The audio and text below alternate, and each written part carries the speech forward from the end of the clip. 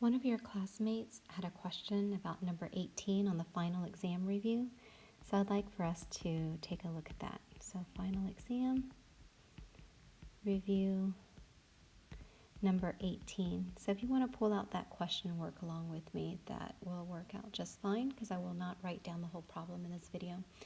Here, we're told that we have the number of years that archbishops and monarchs in a particular country live after their coronation. So in this particular problem, we are looking at two different populations. So we can call population 1, we can call that the number of years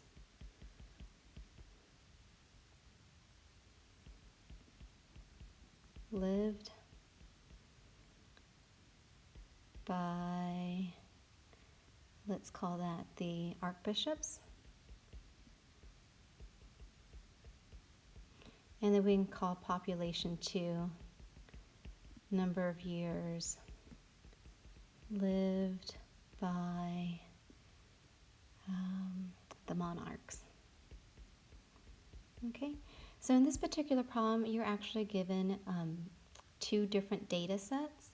So what you want to do, the first thing that you want to do is you want to put each data set, so we can call population 1, you can put it into the L1 list in your TI calculator, and then population 2, you can put it into your calculator as the second list, as your L2. And then I'm going to use red here for the TI calculator. After you type in your two separate lists, then for each one, you're going to want to perform the 1-vars stats to get your sample statistics. Okay, so for P1, your archbishops, we find out that the mean age, or excuse me, the mean number of years is 3.33 years. Standard deviation is about 4.5076 years. And then your sample size is 24, because there were 24 values.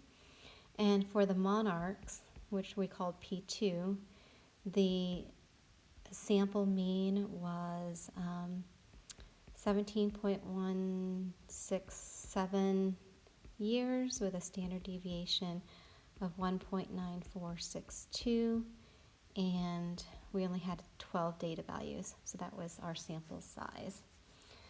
Okay, now once you have all of your sample statistics, let's actually take a look at what this question is asking us to do. So we're asked to use a significance level, so we call that alpha, of 0.1 to test the claim that the mean longevity for archbishops is less than the mean for monarchs after coronation.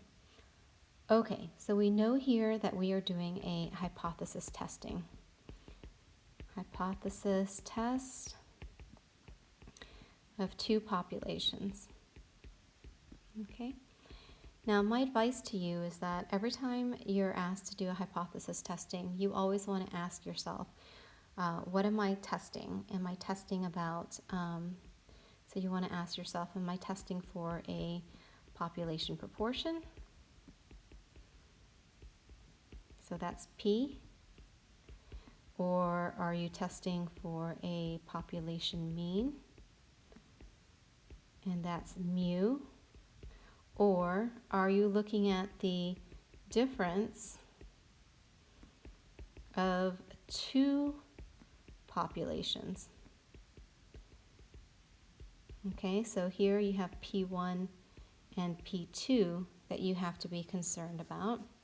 And when you're looking at the difference of the two populations, again, you're asking yourself, are you looking at a population proportion, P, or are you looking at a population mean, mu? Okay, so you need to know which one you're looking at so that you use the correct notation in your hypothesis testing. So in this particular problem, because we're talking about the average or mean, okay, number of years that these archbishops and these monarchs live, then we know that we're estimating about a population mean, and we're definitely looking at the difference of two populations. So we know that we're going to be using that notation. Okay, so let's go ahead and do the hypothesis testing. So now that we've gone through all that, let's actually do the hypothesis testing. The first step is to write down your hypotheses. Okay, now I always tell my students that before you even start writing down the hypothesis, write down the original claim, because this will help you write your hypothesis correctly, but it will also help you when you have to make the conclusion. So when we read the problem, the original claim is that the mean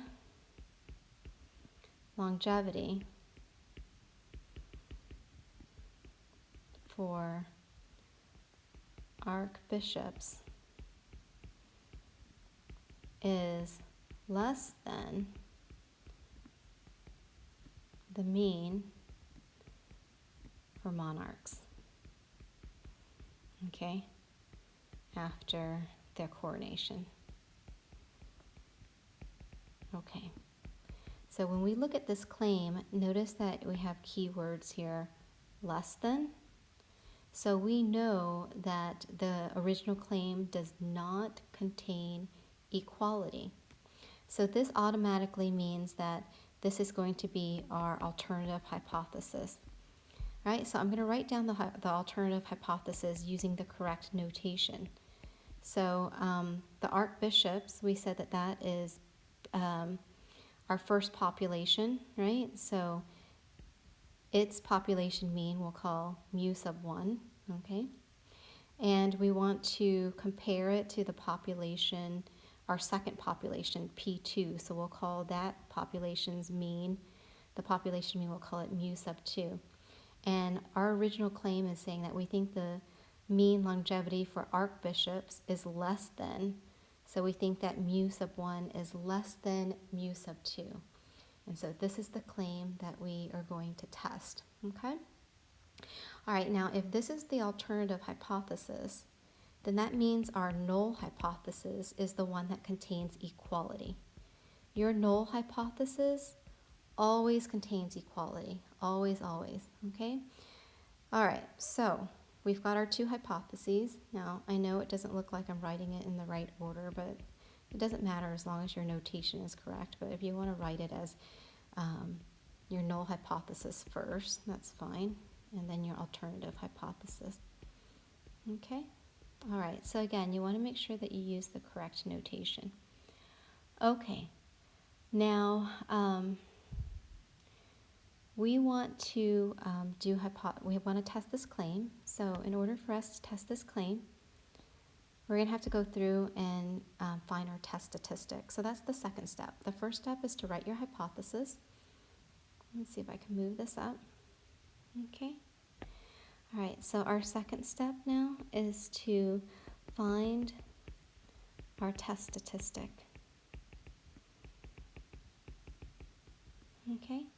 Now you can actually go straight to your calculator, and on the TI-84, right, you want to make sure you choose the correct test. So when you go to stat, and when you press the stat button and go to tests, you want to look for the test that's called the 2-sample t-test. Right, let's talk about how I know that I'm going to use this on the calculator. 2 means because we have two different populations, okay, and also we have two samples, okay. All right, we're going to use the t-test because sigma is unknown. So nowhere in this problem does it tell us what the population standard deviation is. So this means that our test statistic is going to be some t-value. Okay? Now, if you go ahead and go into your calculator and have your calculator perform the hypothesis test, your calculator is going to tell you that the test statistic is negative 3.556. Okay? Let me explain to you what that test statistic means. So if we want to understand what a test statistic is, we got to go back and take a look at our alternative hypothesis real quickly. Now notice that we have mu1 is less than mu2. So this means that we have a, when mu1 is less than mu2, we have a left tail test. Okay? And what that means graphically is this. Let me move this up a little bit. Okay? I'm going to draw the t-distribution here. Now the t-distribution is very similar to the bell-shaped curve of a normal distribution, but the tails are a little bit fatter. Okay, so t-distribution. Now because this is a left tail test, this is the left tail of the curve. Okay, and this area that I just shaded here to the left, this is your alpha. This is your significance level. So the area under the curve is 0.10, which is what we want to use. So it's 10%, okay? But this area is also called, it also has a name, this is called your critical region. All right? So what we put in the center here is we put the difference between the two population means. So what I mean by that is this. If you know that mu1 is less than mu2, then if I subtract mu2 from both sides of the equality or inequality, this cancels out and I'm left with 0. So we're saying that the difference between mu sub 1 and mu sub 2 is going to be less than 0. And being less than 0 means a negative number. Okay? And I'll come back to this later in our conclusion. But basically what we're saying is in the center, mu1 minus mu2 equals 0 is this location right here. Okay? So what your calculator does when it calculates this test statistic is think of it as your t-score. If we were on the normal distribution, that would be the z-score. So the center here would be 0. And then to the right, we have 1, 2, 3, etc. standard deviations above the mean. And on the left here, we have -1, -2, -3 standard deviations below. Okay? Now, let me actually make this, redo that. So we've got -1, -2, -3. Okay? Now our test statistic is actually -3.556, which means it's smaller than -3. So our test statistic, which is -3.556, lies somewhere right here. I'm just going to mark it there, okay? Because its corresponding z value we said is -3.556, so it lies somewhere there, okay? Now, if we take a look at that, we can see that it lies in our critical region. So anytime your test statistic lies in your critical region, then the conclusion that we make is we always reject the null hypothesis when your test statistic falls in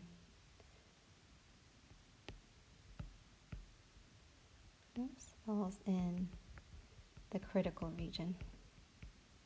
I don't know why I have a green line there and I can't erase it. Okay? All right? So visually from this graph, that's why we reject the null hypothesis. And the reason for that is because once you find your test statistic, so where I've marked by -3.556, you're going to be able to find a corresponding p-value. So when you do the hypothesis testing in your calculator, so the third thing you want to do after you find the test statistic is you want to find your p-value. Let's go ahead and pull that from the calculator. So again, on the calculator to get your p-value, you're going to, on the TI-84, you're going to do the 2 sample t-test, okay? And your calculator is going to tell you that the p-value is. Now, be really, really careful about reading your p-value. On your calculator says that your p-value is 5.7275. Now don't stop reading your screen. Keep going because it says it's 52748 times e to the negative 4.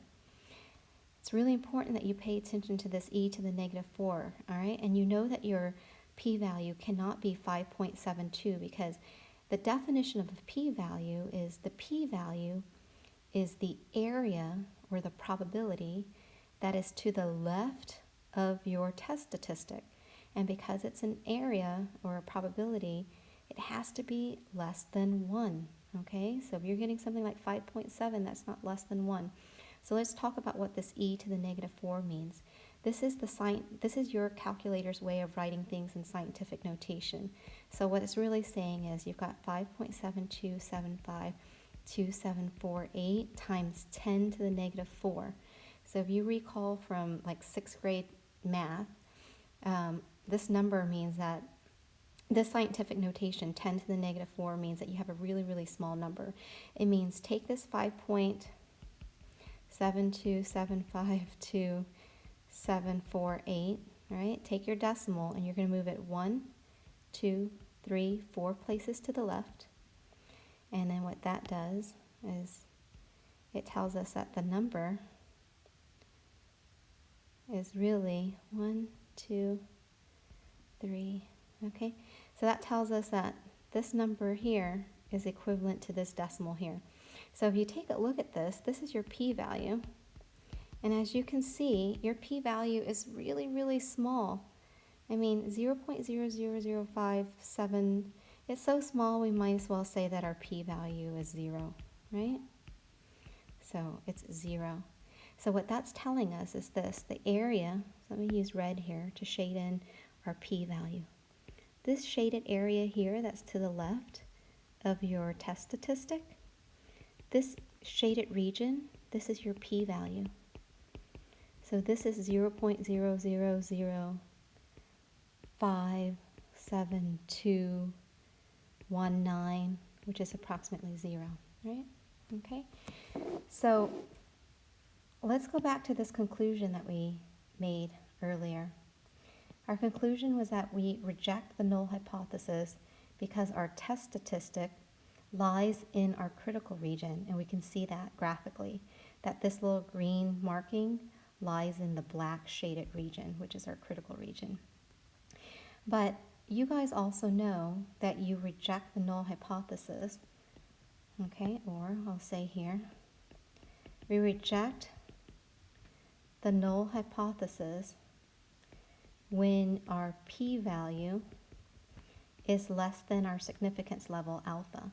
So here, 0.000572219 is definitely less than our alpha of 0.10. So we can see that visually from our graph here, okay? This area, which is the red shaded region here, okay, is much less than the black shaded region, which is this whole area here. So that whole black area is alpha. So would you agree that the red shaded region is much smaller than the black shaded region? And of course you can see that it is. So that also shows that your p-value is less than your alpha, and because of that, that is also why we reject the null hypothesis. So hopefully now you can understand what it means to find a test statistic and what it means to find a p-value. So those are the actual meanings behind what your calculator is doing when it gives you a test statistic or a p-value. Okay, so now that we have made that conclusion, let's see what else question 18 is asking us to do. Okay, All right, on your final exam, don't forget to actually interpret your results. So you want to actually interpret your results. That's your interpret results. So let's go ahead and interpret the results real quickly.